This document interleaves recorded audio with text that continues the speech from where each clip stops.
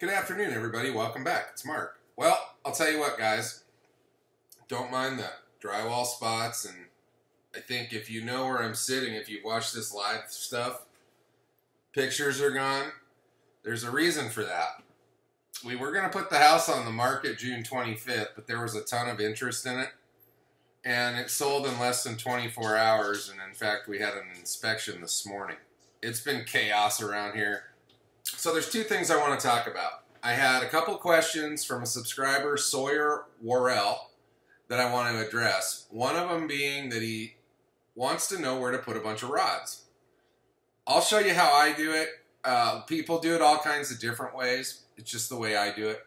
And I'm going to talk a little bit about the dimensions of the casting deck. It's very simple. And I got some clips from the video I made about it before, and I'll kind of talk through the clips live. Well, not really live. I'm not live to you guys. I'm live right now. First things first. The big thing, Sunday night's number 6 giveaway. We're going to have a ton of prizes again. It's going to be a good time. If you're interested, join us. In order to enter giveaway number 6, you need to like this video and comment, as well as hit that subscribe button. And there's a little bell at the top right of your screen. Now, if you hit that bell, all that does is notify you when a video comes out from me. So if you don't want that, I understand. It'll definitely let you know when those live drawings are to give you an opportunity to win something cool. All right. Let's get into the video. Let's talk about the casting deck. Let's talk about how I store my rods. Okay, guys, so you can see in this clip, I basically am laying it out. What I did was I wanted to create a level surface to build from. Now, if you just put your legs straight down, you risk not being level if that's your base. So the most important thing is to make a base that you feel as level as humanly possible. And then I added my legs going up to support the deck itself. All it is doing is sitting in there, and I'm kind of messing with how I want things to go. All of the bracing, the vertical 2x4s that you see, are 13 inches long. And there's a reason for that. It's 13 3/4 inches from your walking area to the top of the original casting deck. So 13-inch 2x4 vertically with a 3/4 piece of plywood on top of it gives you your 13 3/4. Now you got to remember, wood's a little smaller than it's sold as.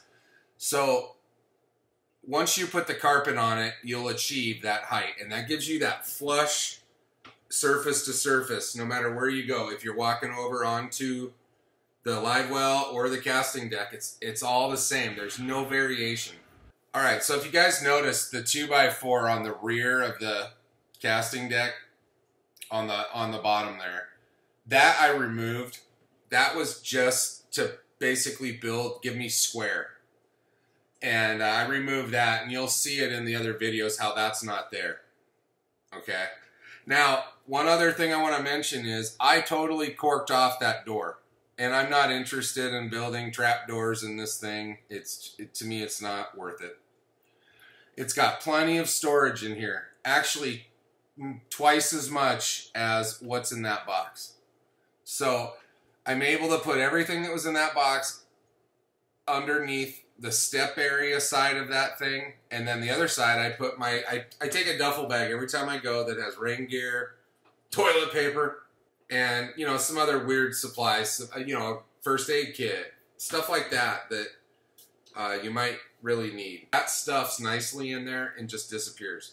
But like I said, the 2x4, I'm not out there right now. My garage is a disaster due to this moving and everything.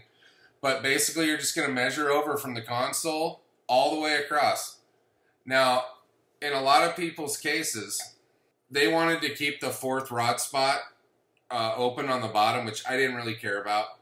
So that 2x4 that extends all the way outboard, you're going to want to cut that off just short of that 2x4 going front to back. My fear with this was there's still a smooth 6-inch gap basically from the bottom of the boat over there.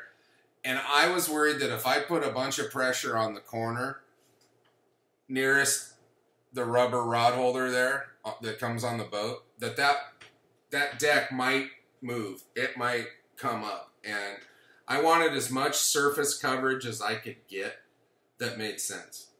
And I did it. And guys, it was a one-time build. I just built it. There's no plan. There's no, you know, I made it as stout as I could, and I've had 0 issues. It's never left the boat since I put it in. It's never moved. I don't know. I'm still happy with it, and I still don't care that the carpet doesn't match.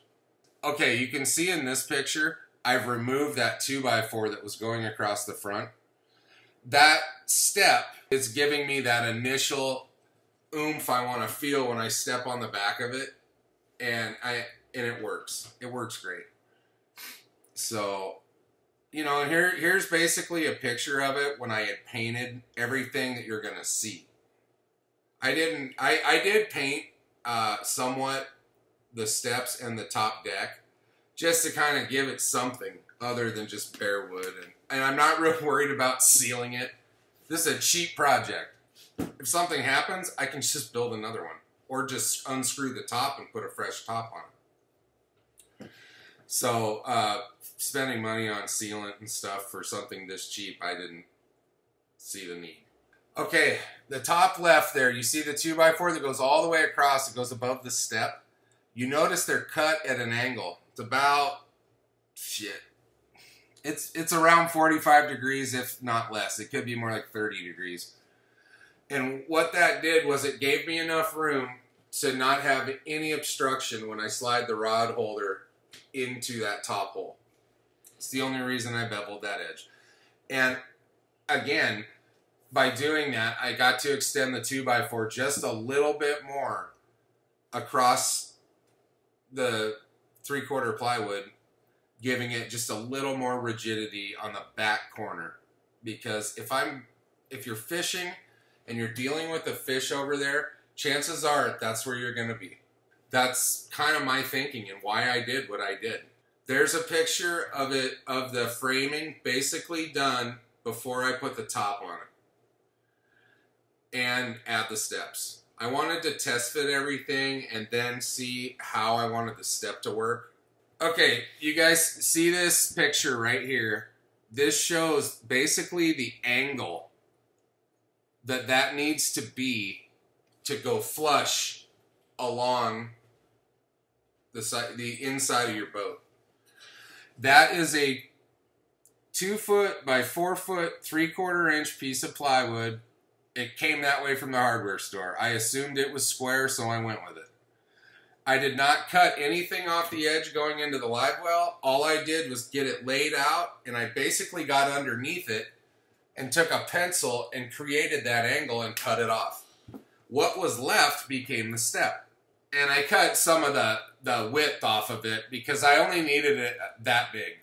I didn't want to create any more obstruction in that little walking space that's there now. It's not nearly as big as it used to be. By doing this, you're going to sacrifice some space in the middle of your boat because there is a ton of room. But ultimately, most people with these boats are fishing on the bow, and the more range of motion you have on the bow, the better your experience is going to be, I promise. You can see the step. It has that shape to it, and it curves back in almost flush with the console as it comes down in the leg, basically where your legs go. And guys, that wasn't by design. That's just the shape of the piece I whacked off the other end of the 3/4 ply. So it worked out, and I carpeted it, and you never know. You don't need a whole lot of imagination. You need a tape measure, a pencil, a saw of some kind. Hopefully it's power, so you don't have to cut all this by hand. But I would literally go around your boat. I'd create the base. I'd create the vertical rise, and then I would put your piece of plywood on it. any kind of hinge doors or anything you want to add to the top of that, you have to be real cognitive of what's underneath. So you need to arrange your bracing accordingly, or you're going to drill into it or cut into it, or it's just going to be too many obstructions to put anything meaningful down in there. And that's why I kind of left it alone. It's a great storage area. It creates all that area underneath that is storage. So it's kind of a win-win. More area to walk around in and more storage. Of course, when I got done, I just didn't want to have bare wood to look at. I painted everything black, as you can see, and it turned out great. You know, design it, build it, do whatever you want with your casting deck, but just be mindful of, is this thing going to move around when you're driving? You hit a train track going 60 miles an hour, and your boat bounces up in the air and comes down hard. Is this thing going to come up in the air and smash your rods? These are things that I think you got to think about. That's the end of the casting deck discussion. The dimensions are there. The only thing you really need to be concerned about, I'm going to do it one more time, is your vertical so that you're flush. You want to create that vertical rise from a good solid base. 13 inches up from the floor, and then you put your 3/4 ply on all of your pieces, and you'll have it. And you want to support all that top stuff too, not just screw plywood to a bunch of tops of 2x4s. That's not going to work. Over time, that thing is just going to wobble and shift. And that's why you want to create a band around it and bring it together. So there you go. That's the casting deck in a nutshell. Now, one more question he had was about rod holders. So, like I said in my boat, I choked off the bottom rod holder. I still have 3. They work fine. My 4th bait caster I take with me, I put elsewhere. It's a 7.6. And guys, a 7.6 rod will fit in these rod holders. I don't believe they advertise it, but it will fit. Okay, so as you can see, just right of the steering console, you can see one of my rods going up the side of the boat. Now, it's not for everybody, but what I believe it does is it really keeps them out of the way.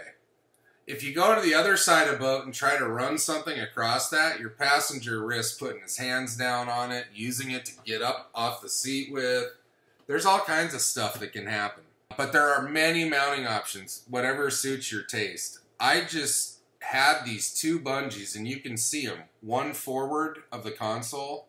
It's red and black behind my shoulder, and then you see the other one coming around the rod and going down behind, next to the seat, down the face of the step. What I did was I closed the end of one on the bungee of each end that I wanted not to go anywhere. And then it's just a latch, basically. I reach down. I usually put 5 rods over there and cinch them, and there's no stress on the rod.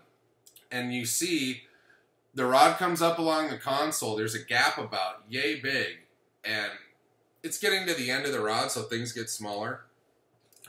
So you're not putting any stress on the rod tips as it's coming up. And what I do is I take that other bungee and I pull it forward. I do a loop around, basically a loop around the rod, not the tips, but just back about 12 inches, a foot. And I reach over and I hook. That ends up hooking right near the live well door. And it's never failed me. I've never had an issue. I've driven this almost 20,000 miles on the trailer with rods and reels all over it, and I've had 0 issues, for the exception of the life jacket that flew out of that back hatch. That PSA for the day, guys, that storage hatch behind you, if you're driving down the freeway and it's full and stuff is in there moving around, it will push that hatch up and anything light is going down the freeway behind you. It happens. That's all I have to say about that. And remember, Sunday night, 6 p.m. Pacific time, Arizona time, 8 o'clock Midwest, 9 o'clock on the East Coast. Be here. We'll be live. It's a good time. A lot of people are starting to come and do this, and it's turning into a party, honestly. But let's see how many of you guys want to show up. And remember, like, comment, subscribe, and we'll see you Sunday. Have a great day, everybody. Thanks for watching.